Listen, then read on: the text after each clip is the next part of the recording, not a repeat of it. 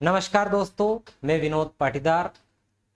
इंतज़ार किसी भी चीज़ का हो बहुत भारी पड़ता है। चाहे किसी बस या ट्रेन का इंतज़ार कर रहे हो या ट्रेन में सीट कन्फर्मेशन का इंतज़ार कर रहे हो, सभी इंतज़ार बहुत महंगे पड़ते हैं, बहुत भारी पड़ते हैं। आप सब भी उच्च माध्यमिक शिक्षक पद पर चयनित होने का इंतज़ार कर रहे हैं। अब आपके मन में आ रहा होगा कि वेटिंग वालों को मौका मिलेगा या नहीं, और मौका मिलेगा तो कब मिलेगा। तो इस वीडियो के माध्यम से मैं आपको ये बताने का प्रयास करूंगा कि वेटिंग वालों को किन परिस्थितियों में मौका मिलेगा और कितनी वेटिंग क्लियर हो सकती है। तो शुरुआत करते हैं।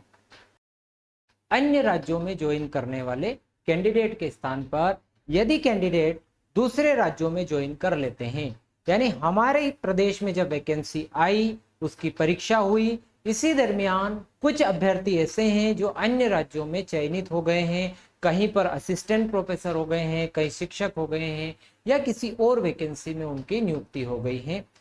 तो उन अभ्यर्थियों के स्थान पर वेटिंग वाले अभ्यर्थियों को मौका मिलेगा। दूसरा, डॉक्यूमेंट वेरिफिकेशन में रिजेक्ट होने वालों के स्थान पर ऐसे अभ्यर्थी जिनके डॉक्यूमेंट में कोई फॉल्ट है, डॉक्यूमेंट में कोई प्रॉब्लम है और वो रिजेक्ट हो जाते हैं, ऐसे अभ्यर्थियों के स्थान पर भी आप लोगों को स्थान मिलने की पूरी संभावना है। और क्या हो सकता है?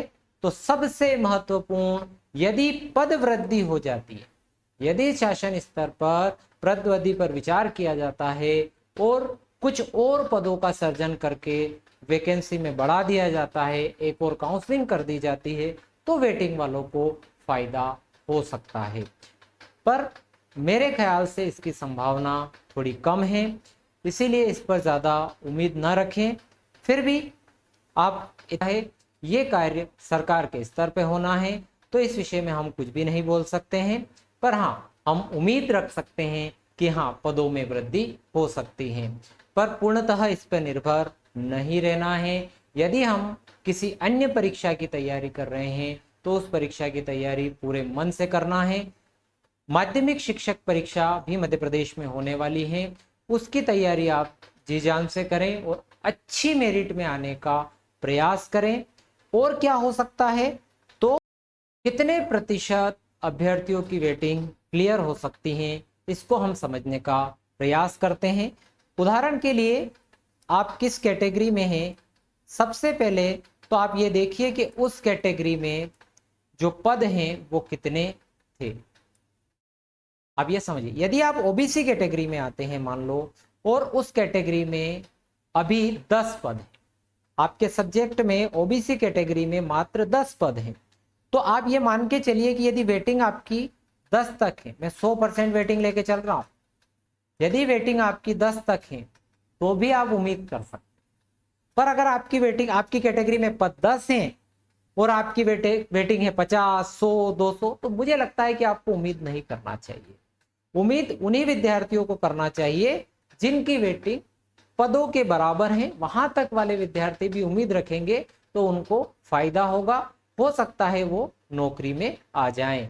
पर सभी विद्यार्थी अगर उम्मीद रखेंगे तो मुझे नहीं लगता कि इसमें कोई संभावना है। यदि पद वृद्धि भी होती है तो क्या जितने अभी पद है उतने पद बढ़ा दिए जाएंगे? तो उतने पद बढ़ाने पर भी आपको आपकी कैटेगरी में उतने ही पद मिलने वाले।